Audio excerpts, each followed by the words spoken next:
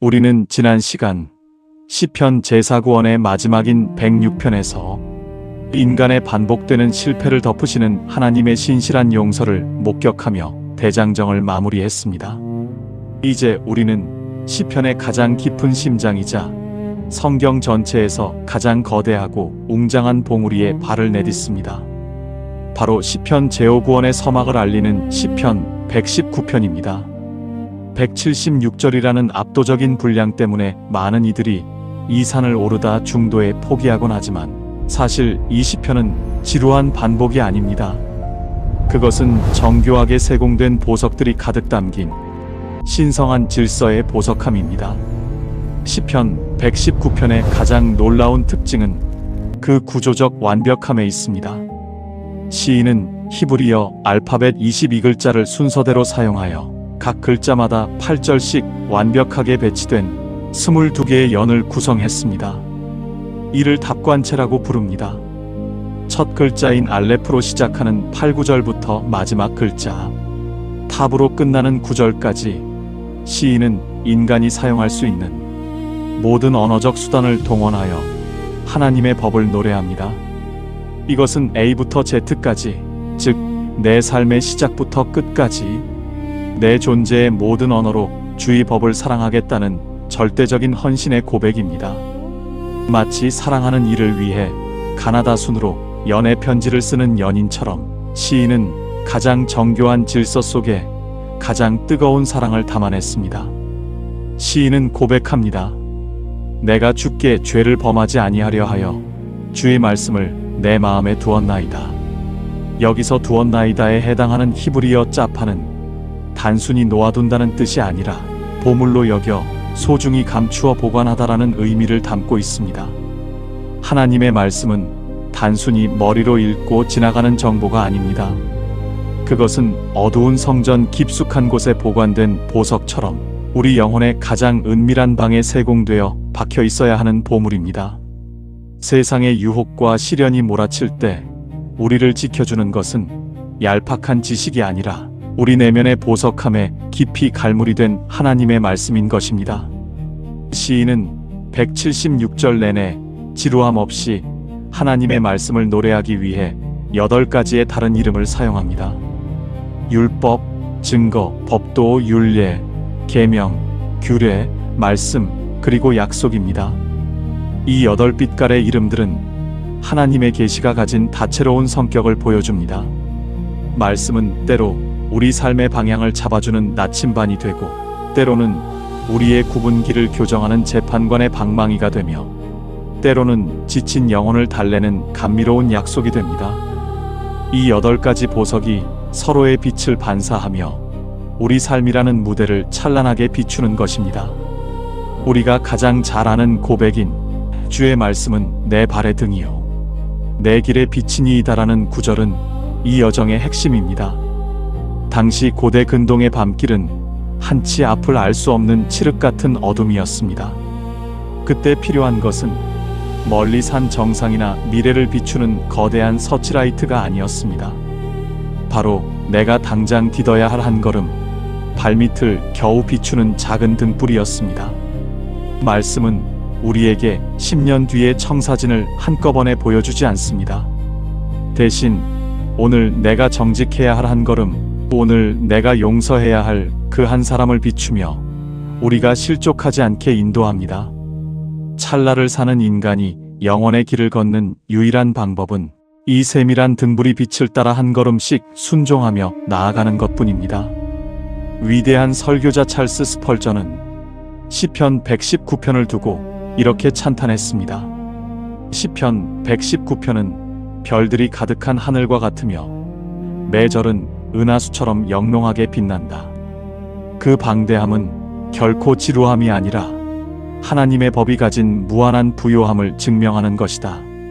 스펄전의 말처럼 시편 기자는 말씀을 단순히 읽는데 그치지 않고 읊조립니다.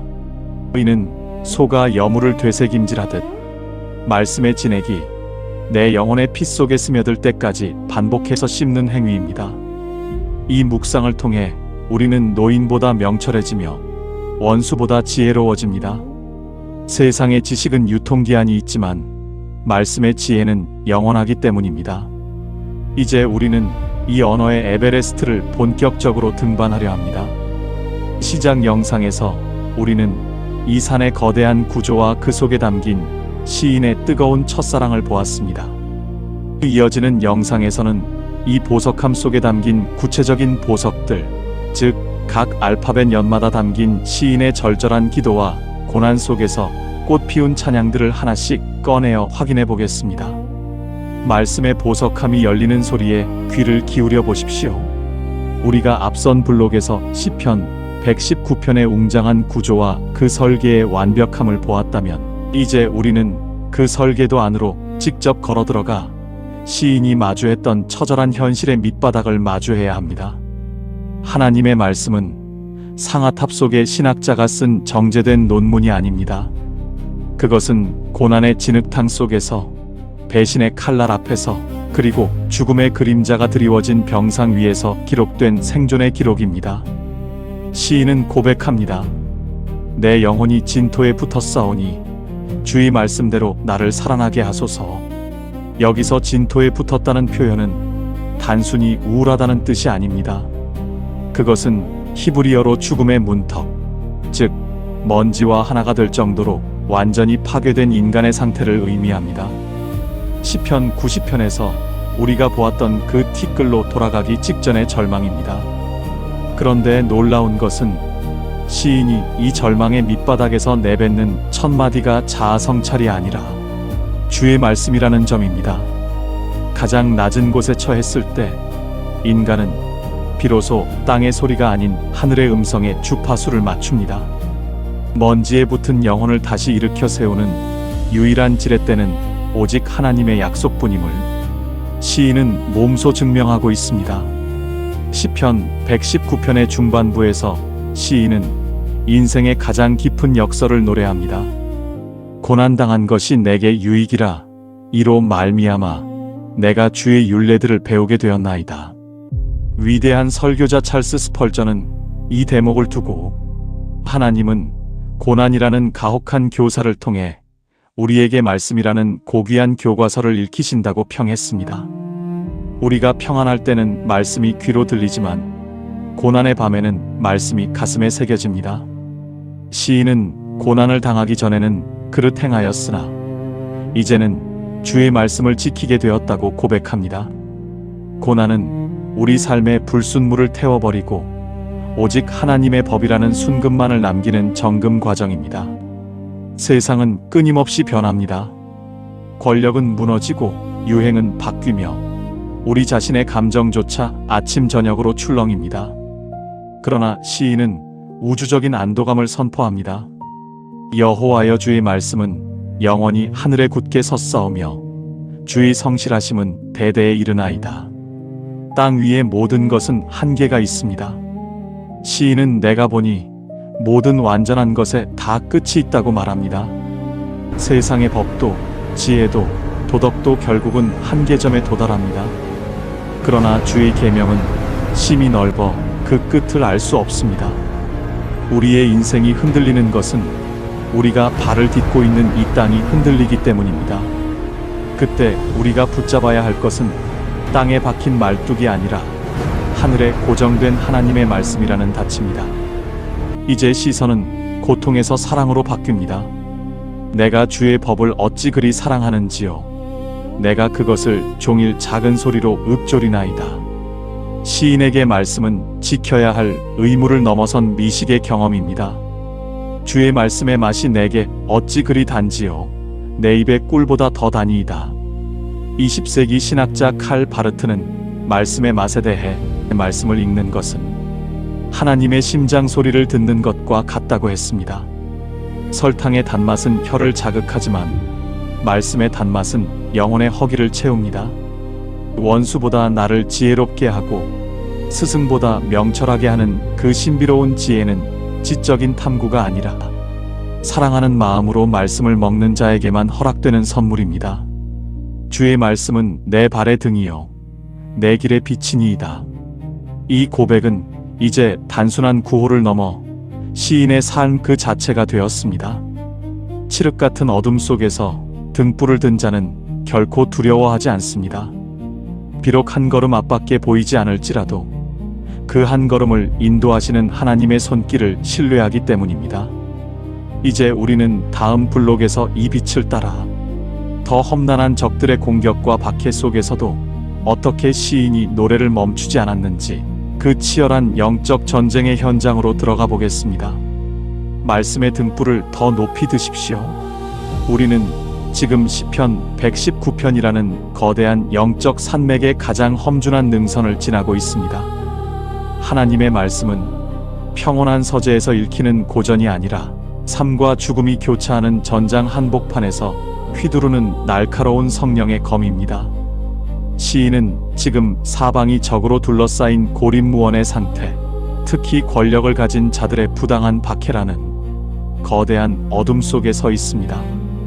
이제 우리는 어떻게 한 인간이 세상의 모든 권력을 등에 업은 자들 앞에서 떨지 않고 오직 하나님의 말씀 앞에만 떨 수 있었는지 그 경이로운 역설을 추적해 보려 합니다. 시편 119편 161절은 이렇게 비장하게 시작합니다. 고관들이 이유 없이 나를 핍박하오나 나의 마음은 주의 말씀만 경외하나이다.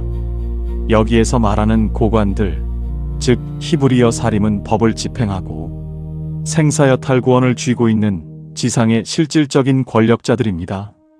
그들은 정당한 명분 없이 오직 시인이 진리 위에 서 있다는 이유만으로 그를 증오합니다. 세상은 묻습니다. 저 거대한 권력이 두렵지 않으냐고 말입니다. 하지만 시인은 세상의 권력 대신 하나님의 말씀 앞에서 떱니다. 여기서 경외함을 뜻하는 단어 파하드는 거룩한 전율을 의미합니다. 지상의 왕들이 내뱉는 협박보다 하늘의 왕이 선포하신 말씀의 무게가 더 크다는 것을 깨달은 자만이 누리는 담대함입니다. 내가 무엇을 두려워하는지가 내 삶의 주인을 결정합니다. 시인은 세상의 공포를 하나님의 경외함으로 완전히 덮어버린 것입니다. 나치 독일에 저항하다 순교한 신학자 디트리히 본헤퍼는 그의 저서 시편 성경의 기도서에서 이 대목을 깊이 통찰했습니다. 그는 시인이 박해자들의 소란 속에서 오히려 하나님의 고요한 음성을 듣는다고 말합니다. 인간의 구원세는 우리 몸을 묶을 수 있지만 하나님의 말씀은 우리 영혼을 자유케 합니다. 우리가 하나님을 두려워할 때 비로소 세상에 대한 모든 공포로부터 해방되는 것입니다. 본헤퍼의 말처럼 시인은 핍박이라는 폭풍우 속에서도 말씀이라는 견고한 바위 위에 발을 내딛습니다. 세상의 위협이 하나님의 말씀이라는 거대한 위험 앞에서 한낱 티끌처럼 작아지는 신비로운 영적 체험입니다. 이 치열한 전투가 끝난 뒤 시인은 고백합니다. 사람이 많은 탈취물을 얻은 것 같이 나는 주의 말씀을 즐거워한다는 선포입니다. 여기서 탈취물을 뜻하는 히브리어 샬랄은 전쟁 승리 후 적진 한복판에서 얻어내는 가장 값진 보물을 말합니다. 시인에게 말씀은 단순히 공부하는 책이 아니라 목숨을 걸고 싸워 얻어낸 전리품입니다. 아무도 도와줄 이 없는 고독한 자리에서 나를 살려낸 그 한 구절의 말씀이 얼마나 눈부신 보석인지를 그는 알고 있습니다. 시인은 박해자들에게 빼앗긴 재물보다 박해를 통해 얻게 된 하나님의 말씀이라는 전리품 때문에 환희에 찬 춤을 춥니다. 고난은 우리에게서 많은 것을 앗아가는 듯하나 역설적으로 영원히 빼앗기지 않을 영적 보물을 우리 손에 쥐어줍니다. 전쟁 같은 삶 속에서 시인이 유지하는 리듬이 있습니다. 주의 규례들로 말미암아 내가 하루 7번씩 주를 찬양한다는 고백입니다. 숫자 7을 뜻하는 쇠반은 히브리 사고에서 완전함과 전부를 의미합니다. 이는 시인이 일상의 모든 순간을 찬양으로 채우고 있음을 보여줍니다. 박해자들이 하루 7번 그를 모략할 때 시인은 하루 7번 하나님의 성실하심을 노래합니다. 찬양은 가장 강력한 공격 무기입니다. 우리가 하나님을 찬양할 때 어둠의 세력은 그 빛을 견디지 못하고 물러갑니다. 동시에 시인은 거짓을 미워하고 주의 율법을 사랑한다고 선포합니다. 진정한 사랑은 필연적으로 거룩한 증오를 동반합니다. 진리를 사랑하기에 진리를 왜곡하는 모든 거짓을 단호히 거부하는 것입니다. 이 모든 싸움의 결론은 위대한 약속으로 귀결됩니다. 주의 법을 사랑하는 자에게는 큰 평안이 있으니 그들에게 장애물이 없으리이다. 여기서 큰 평안은 히브리어로 샬롬 라브입니다. 이것은 폭풍 우치는 바다 밑바닥의 고요함처럼 외부의 어떤 충격도 도달할 수 없는 영혼의 절대적 평안입니다. 말씀을 사랑하는 자에게는 세상이 놓은 미크시올, 즉 장애물이 효력을 발휘하지 못합니다. 시선이 발밑의 돌멩이가 아니라 보좌에 앉아 계신 하나님께 고정되어 있기 때문입니다. 이제 시인은 자신의 모든 삶을 하나님의 목전으로 가져갑니다. 나의 모든 행위가 주 앞에 있음이니이다라는 고백입니다. 여기서 주 앞을 뜻하는 히브리어 네그데카는 하나님과 얼굴을 마주대하는 근접성을 의미합니다. 이것이 바로 코람데오, 하나님 앞에서 사는 삶입니다. 시인이 당당할 수 있었던 이유는 모든 일거수일투족을 지켜보시는 하나님을 의식했기 때문입니다. 박해를 면하게 해달라고 구걸하는 대신 박해 속에서도 말씀을 지킬 힘을 주셨음에 감사하며 모든 삶을 투명하게 하나님 앞에 펼쳐 보입니다. 이제 우리는 시편 119편의 마지막을 향해 나아갑니다. 그곳에서 우리를 끝까지 찾아내시는 하나님의 집요한 은혜를 노래할 것입니다. 우리는 이제 176절에 달하는 시편 119편의 거대한 대서사시 그 마지막 정상에 서 있습니다. 언어의 모든 알파벳을 동원해 하나님의 말씀을 노래했던 시인의 웅장한 찬송은 이제 가장 겸비하고 낮은 자의 부르짖음으로 수렴됩니다. 완벽한 질서와 화려한 전리품을 노래하던 시인이 마지막 순간에 마주한 것은 결국 하나님의 은혜 없이는 단 한순간도 스스로 서 있을 수 없는 인간의 본질적인 연약함이었습니다. 시편 119편의 마지막 연인 타브 연은 간절한 간구, 즉 히브리어 테필라로 가득 차 있습니다. 여호와여, 나의 부르짖음이 주의 앞에 이르게 하시고 주의 말씀대로 나를 깨닫게 하소서. 시인은 이제 자신의 지혜나 노력을 신뢰하지 않습니다. 그는 176절이라는 방대한 시를 기록했음에도 불구하고 여전히 하나님의 말씀이 없으면 한치 앞도 깨달을 수 없는 존재임을 고백합니다. 이 겸손이야말로 말씀의 보석함을 여는 마지막 열쇠입니다. 내가 다 안다고 생각하는 자에게 말씀은 닫힌 책이 되지만 깨닫게 해달라고 부르짖는 자에게 말씀은 영원히 마르지 않는 지혜의 샘이 됩니다. 시인은 이어 자신의 입술이 찬양을 쏟아내기를 소망합니다. 주께서 율례를 내게 가르치심으로 내 입술이 찬양을 전파하리이다. 여기서 전파하다 혹은 쏟아내다를 뜻하는 히브리어 나바는 샘물이 솟구쳐 오르는 역동적인 모습을 의미합니다. 억지로 짜내는 노래가 아니라 말씀의 단맛에 취한 영혼이 견딜 수 없어 터뜨리는 환희의 분출입니다. 영국의 문학가이자 신학자인 C.S. 루이스는 그의 저서 시편 고찰에서 이 대목을 이렇게 통찰했습니다. 하나님의 율법은 차가운 명령이 아니라 인생을 춤추게 하는 거룩한 리듬이다. 시인이 율법을 즐거워하는 것은 마치 음악가가 완벽한 악보를 만났을 때 느끼는 희열과 같다. 루이스의 말처럼 시인에게 말씀은 구속이 아니라 진정한 자유의 노래였습니다. 이 장엄한 시편의 마지막 절인 176절은 예상치 못한 반전으로 끝을 맺습니다. 잃은 양같이 내가 방황하오니 주의 종을 찾으소서. 내가 주의 계명들을 잊지 아니함이니이다. 175절 내내 말씀의 완벽함을 노래하던 시인의 마지막 고백은 놀랍게도 나는 길을 잃은 양입니다 라는 고백입니다. 여기서 방황하다 혹은 길을 잃다를 뜻하는 히브리어 아바드는 멸망할 위기에 처한 위태로운 상태를 뜻합니다. 이것은 시편 119편이 우리에게 주는 최고의 교훈입니다. 우리가 아무리 말씀을 사랑하고 묵상할지라도 우리 안에는 여전히 길을 잃고 헤매는 길 잃은 양의 본성이 남아 있습니다. 그래서 시인은 마지막 순간에 자신이 주님을 찾는다고 말하지 않고 주의 종을 찾으소서라고 호소합니다. 찾다 혹은 추적하다를 뜻하는 히브리어 바카쉬는 목자가 양을 찾기 위해 필사적으로 산과 골짜기를 뒤지는 집요한 행위를 의미합니다. 결국 시편 119편은 인간이 말씀을 얼마나 잘 지켰는가에 대한 기록이 아니라 말씀이 길 잃은 인간을 어떻게 끝까지 찾아내어 살려내는가에 대한 하나님의 집요한 추적기인 셈입니다. 우리는 이제 보석함을 닫으며 깨닫습니다. 말씀은 단순히 우리가 지켜야 할 법이 아니라 우리를 찾아오시는 하나님의 손길입니다. 우리가 말씀의 등불을 들고 길을 걷는 것 같지만 실상은 그 말씀의 등불을 든 하나님께서 어둠 속에 길 잃은 우리를 찾아오고 계셨던 것입니다. 176절의 긴 여정은 나는 주님을 잊지 않았으니 이제 주님이 나를 찾아주십시오라는 절박하고도 확신에 찬 기도로 완성됩니다.